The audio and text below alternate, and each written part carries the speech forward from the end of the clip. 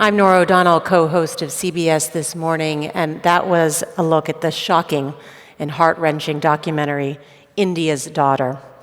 The controversial film has been banned in India as government officials argued that the film would incite violence against women and that it was an international conspiracy to defame India. But many people have also praised this film for bringing light to the realities of sexual violence against women, not just in India, but around the globe. To discuss this and more, the director and producer of India's Daughter, British filmmaker Leslee Udwin, joins us. Leslie has won 35 prestigious awards, including a BAFTA for her Best Picture for her film, East is East. We are also joined by Barkha Dutt, India's foremost news anchor and journalist at NDTV, which has won over 40 national and international awards for her work. Please welcome Leslie and Barkha.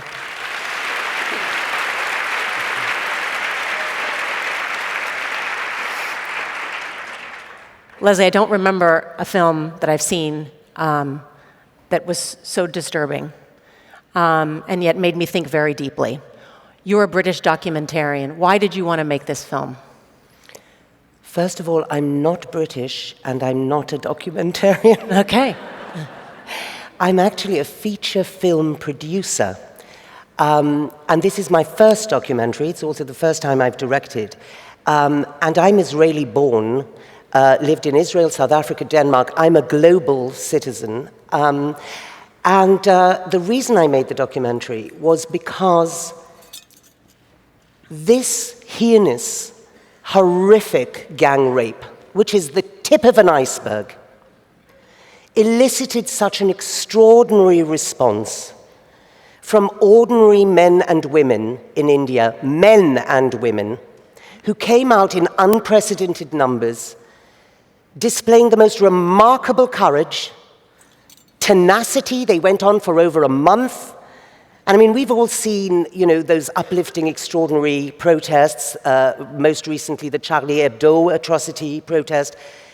It was, people coming together with the highest possible human values with a common cause, and it made our hearts soar. But they were there for a day. These men and women of India, forward-thinking, change-demanding, admirable, courageous people, were there for over a month in the most adverse conditions. You saw some of the protests, I think, in this trailer. And that is what moved me. Sitting in Denmark across the other side of the world, I felt they were fighting for my rights as a woman, and I was so grateful. I thought, never in my lifetime have I seen a country stand up with such passion and such courage and demand the much-needed change to solving the war against women, which we are all prey to. So I went to amplify their voices. The film, though, is very controversial. And I think what's most stunning, too, is to hear from one of the rapists in particular, Markesh, who you interviewed in jail.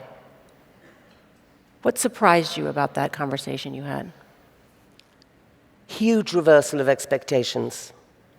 The most shocking thing to me was that the media had prepared me for monsters. Society's way of coping with the embarrassment, the shame of what it does to its women, is to marginalize them, to try and pretend that they are just rotten apples in a barrel. Now, my 2-year inquiry and quest into understanding why men rape and why violent rape happens with such alarming regularity gave me the insight that it is the barrel that is rotten, it's the barrel that rots the apples, and it is society that is responsible. Actually, we all are responsible. Because we teach these men how to think from the first day of their entry into the world. We provide them, we equip them with a set of attitudes to women which lead them to know with certainty, and that is why this rapist shows not a second's remorse, because he doesn't think he's really done anything wrong. The girl was out after dark. She deserved it. We have taught him how to think. That's what shocked me the most. Barkha, you were there when this happened and your television channel reported on this.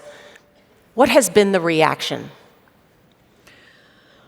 I want this audience here to understand today, because I don't know how many of you have actually come to India, that while hearing about the controversy around Leslee's film may make you feel that there's an environment of hostility towards women in India, it's actually the opposite. What the aftermath of this horrific rape did, Nora, was to create a moment of hope for women in India. For the first time in my 20 years as a journalist, I have seen the issue of gender move from the margins of news to the center stage of politics. I have seen the mainstreaming of gender as a political issue. And the reason you're hearing this much noise from India around sexual violence and rape is because women like me, and men I know, and younger women than me, and women like the ones who are sitting here, joined by their male friends, are taking to the streets, fighting and making a noise. This is a moment of hope, and I think that's what we need to understand. But Barkha, it is so gripping because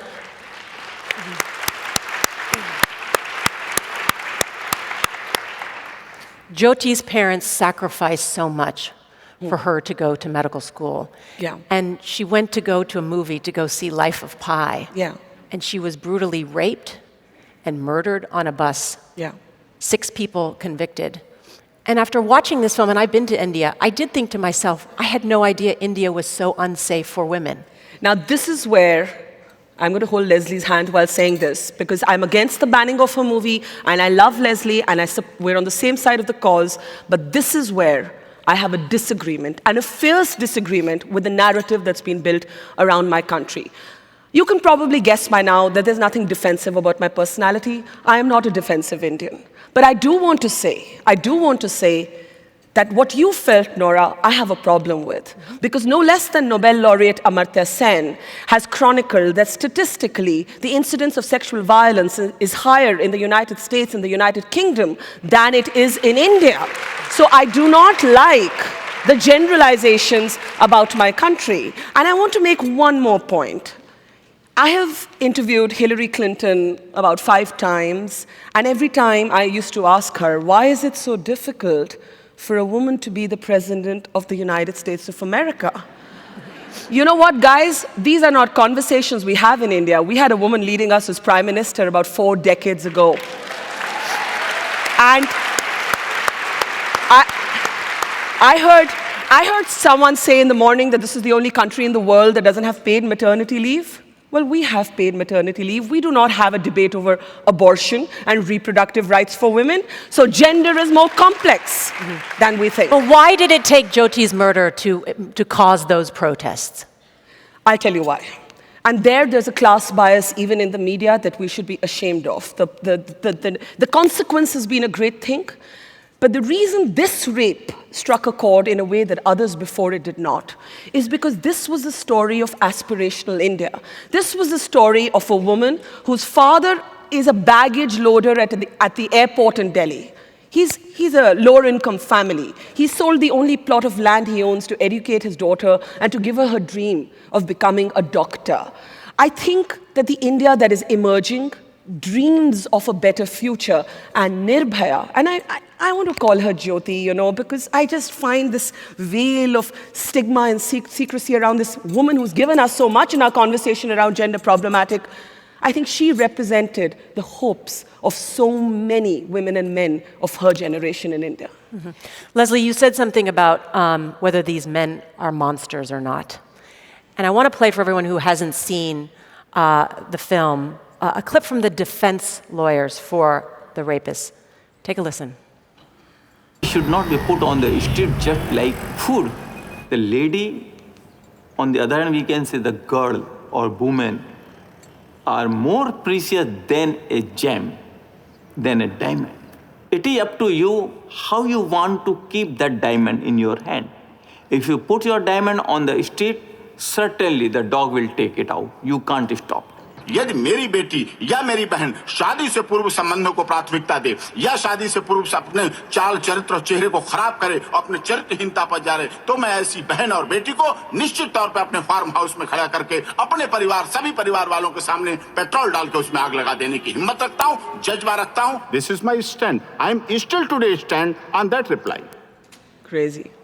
Barkha, is this the real attitude in India about women? You know, to me, these men are worse than the rapists because they are there to represent the legal process. And the fact that they, as defense lawyers, would talk like this makes my stomach churn. It just does make my stomach churn.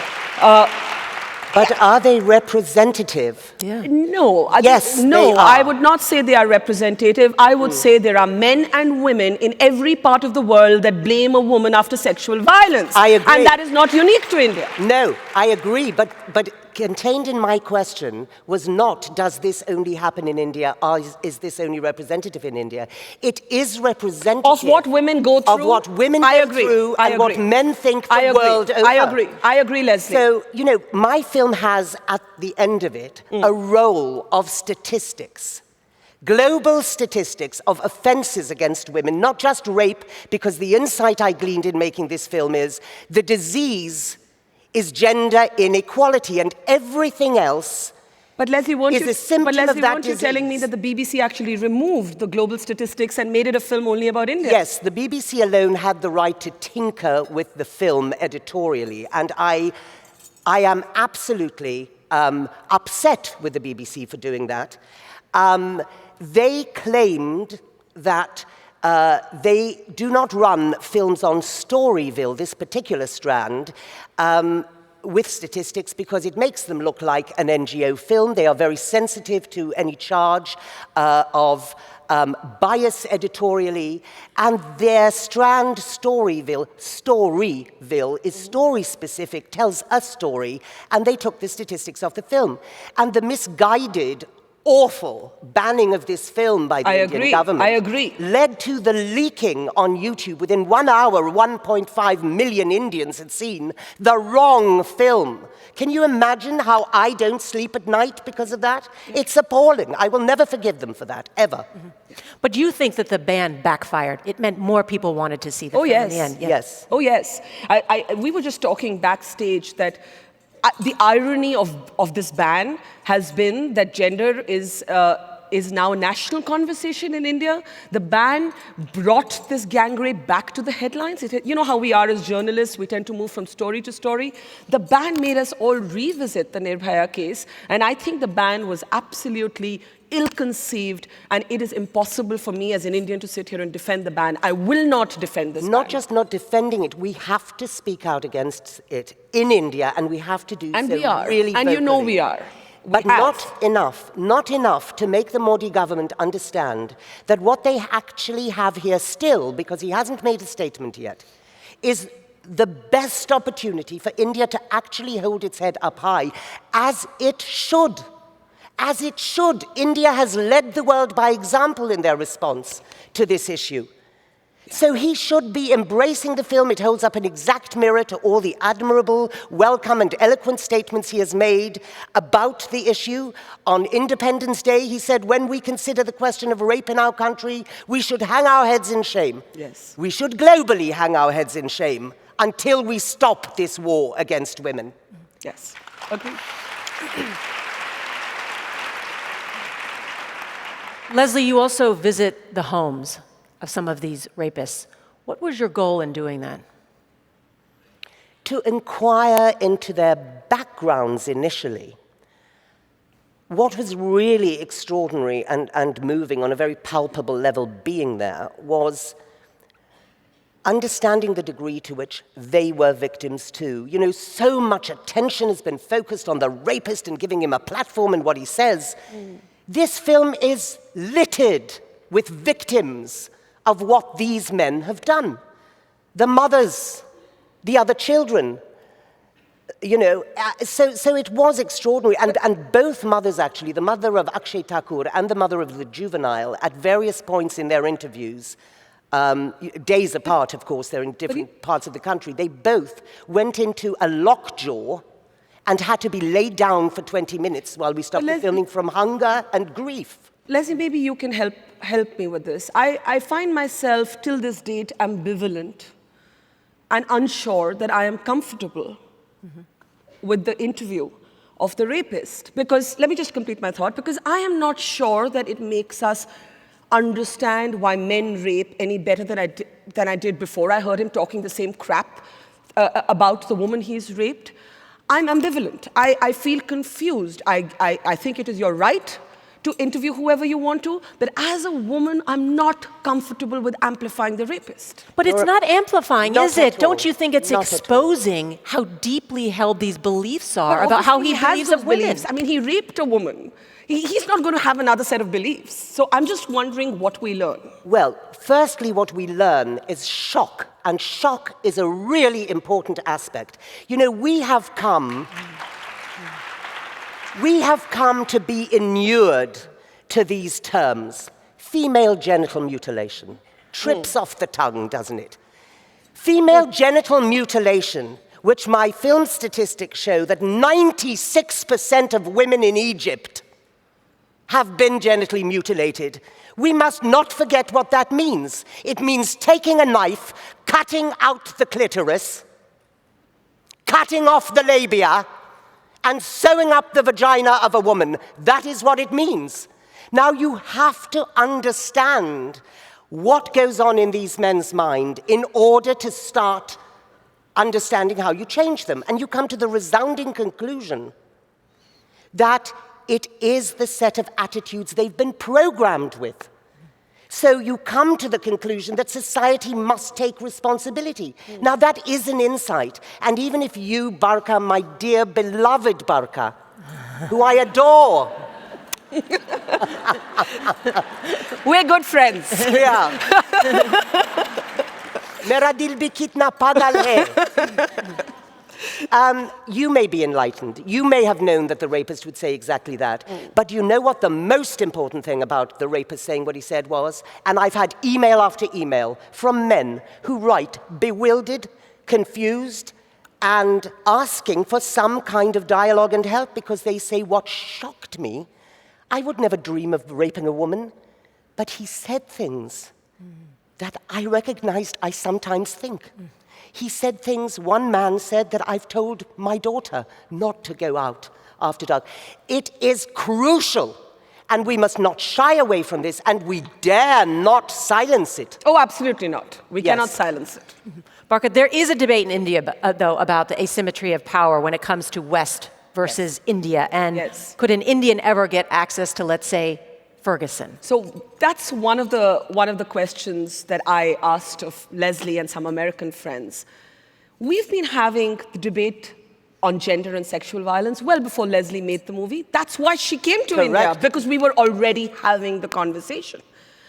I think because of the asymmetry of power, because so many of you have not come to India and you're making up your mind about a country that you do not know, and you're stereotyping women like me, and Leslie's met some amazing, powerful, strong Indian women in every class. I think the asymmetry of power bothers a lot of sane people who are not xenophobic, who love Leslie otherwise, who support her right to make a film. Could I come here and make the definitive film on race? Would an Indian be permitted in the United States of America to have the definitive, conclusive conversation on race? I don't think so. Does that take away any right of Leslie and to make this film? Absolutely not. But I pose this question to the audience this evening. But is your documentary the definitive analysis on sexual violence in India? No, my documentary cannot be the definitive word on sexual violence in India or globally, which is what the documentary really is, because it is a part, it's a drop of water on a stone. And I pray that there will be a proliferation of documentaries in every country in the world. And indeed, I've spent time with a documentary maker in New York talking about a documentary about Audrey Potts, whose body was signed by her rapists and she committed suicide. I mean, God knows, this country has got a lot to think about. 97% of rapists have not spent a single day in prison. 17.7 million American women have been raped. 1 in 4 girls on college campuses are raped. It's a global problem, but as a global citizen, I demand my right Of course. to go to any country in the world Of and course. speak out. Of course. Of Barkha. course. And there is. And there is no taking away that right. No, but Barkha, there is a degree of jingoism and image, knee-jerk reaction to India's image. It's just misplaced, frankly. No. You cannot take care of your shame and let that trump saving your women. You cannot do it. No, I would agree with you on that there should be no insecurity or misplaced national pride defining this conversation. I think that said, while we all stand with you against this ban and we stand with you in support of your right to make this film, we do also, as Indians or Americans or any people in the world, have a right to critique the movie, which is what we were doing. But I want to, because I'm seeing critique, though, it's silencing. No, I don't support the silence. But correct. But but I do. that's I the mean, effect of what I has do not happened. support the silence. But I see the clock winding down. And Nora, I just want to, because Leslie quoted some pretty amazing statistics. I just want to quote one from India, and that is that 90% of the women know the men who have abused them. So while Nirbhaya and the gang rape in this bus is bone-chilling, what we're really fighting for in India, and we didn't get that, is for marital rape, the enemy within, to be recognized by law. And we have failed at that fight so far, but we're at it. But that is just one leg. Let's give a round of applause to Leslie and Barkha.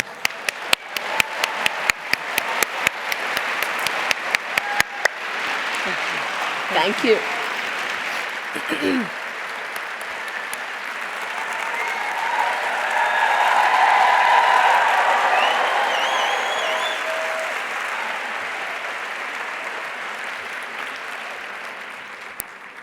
Aren't they terrific?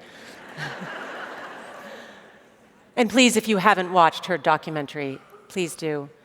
Moving on to our next segment, please have a look up here and take a few minutes to study the pictures of these men, and then ask yourself, why are they smiling?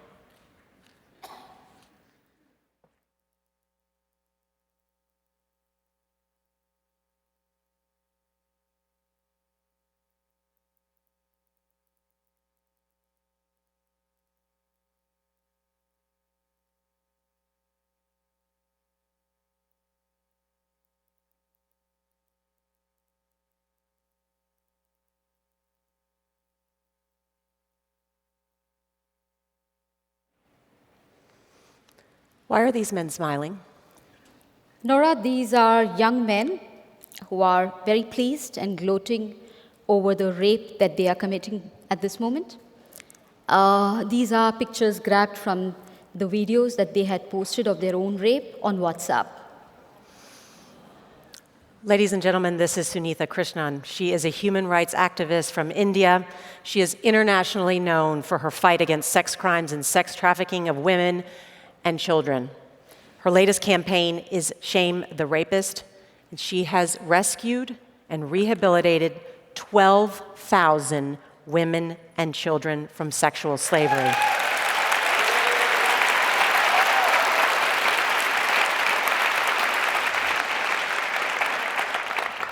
Sunitha and I were talking backstage. This has been your life's work for 20 years. Yes. What is your campaign? Nora, it started on February 4th. Late evening at around 10 o'clock, I got a call from this young man. We have another campaign called as Mad Men Against Demand. And he said, I have got 2 videos. Can you just see it? It's not very comfortable. And then he sent the videos to me. And the first 15 seconds, as I saw the video, it was nauseating. Actual gang rape of a girl by 6 men. and all of them laughing and smiling, looking at the camera and posing. 2 videos. You know, for the last 20 years, I've rescued more than 12,000 women and children from prostitution. And every day, the reality I see is these children and women dying 1,000 deaths out of shame and pain for a crime that they have never committed, guilty for a crime that they have never committed. And here, at the same time, millions of men go scot-free for buying them, for paid sex, no shame, no guilt. I think it was the pent-up anger of the 20 years and the faces on the screen. You know, the way they were flaunting and gloating over what they were doing, that is what triggered Shame the Rapist campaign. And how many of these videos have you posted online? I started with 2 videos on February 5th. Now I have more than 90 videos from all over the world, including from United States, Florida, and Panama City, of gang rape, of rape. And what is common among all these videos is the kind of comfort level the rapist is having about the rape, the way he is flaunting it before people, gloating over it, actually posing for the camera and saying, do it from this angle and do it from that angle. He's not recording, somebody else is recording. And the impunity of the act, you know, in terms of how they feel very comfortable. And for me, that was enough is enough.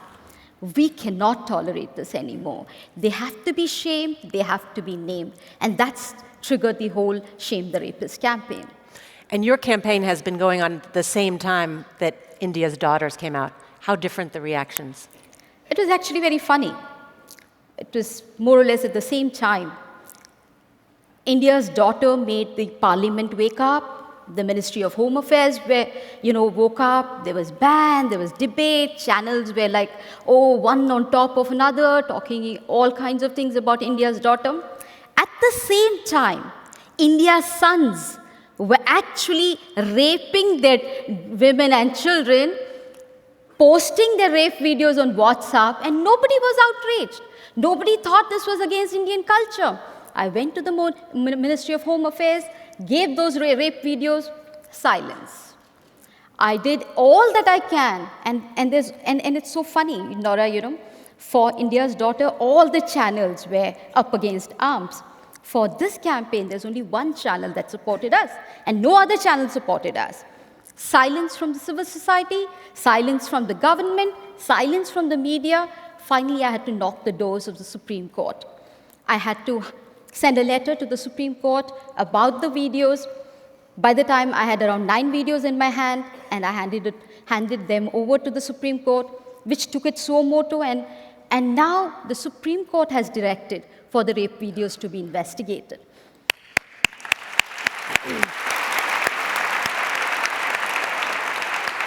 How many of those men have been identified and arrested? In these 9 videos, Nora, there are more than 40 men.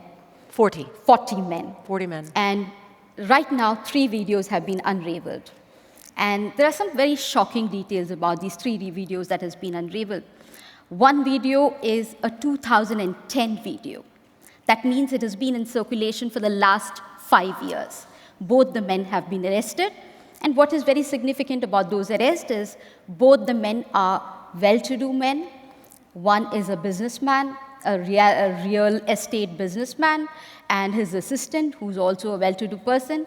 These 2 are arrested by the CBI.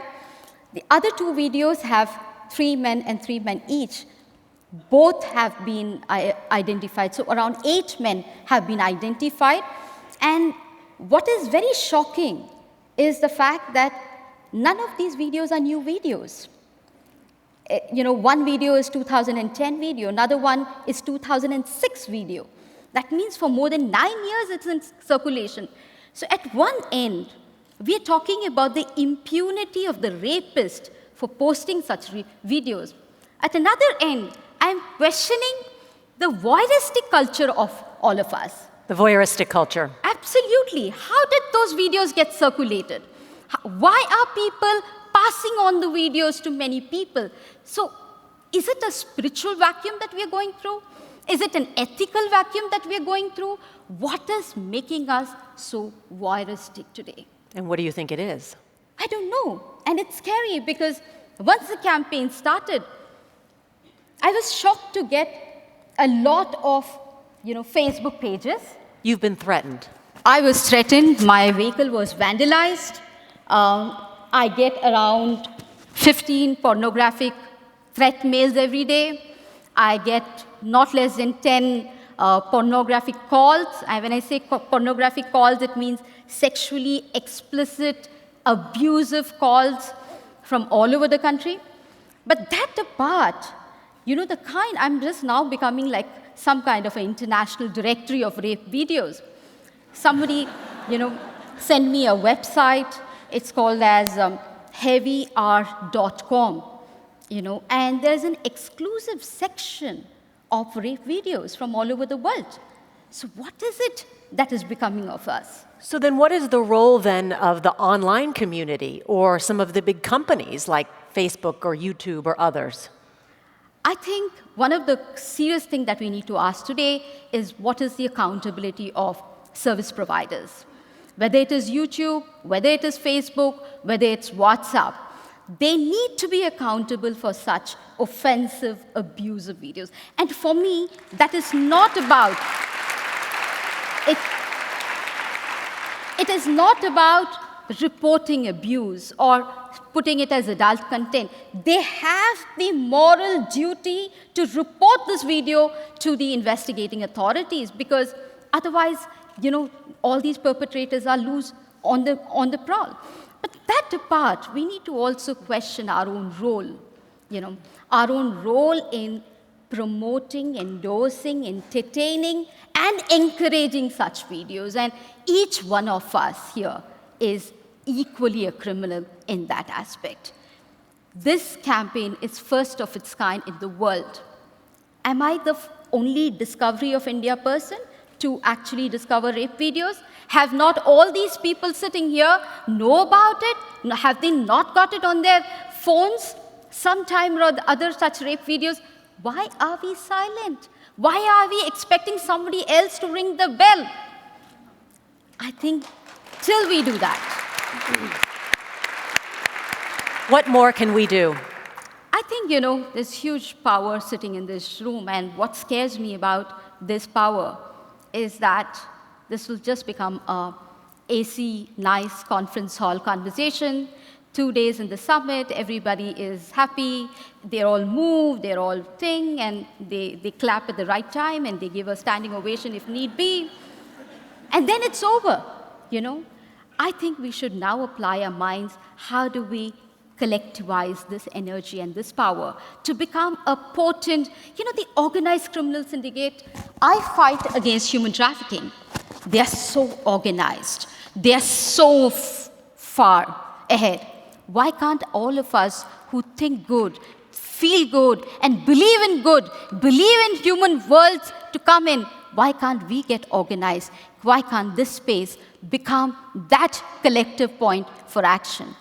Ladies and gentlemen, Sunita.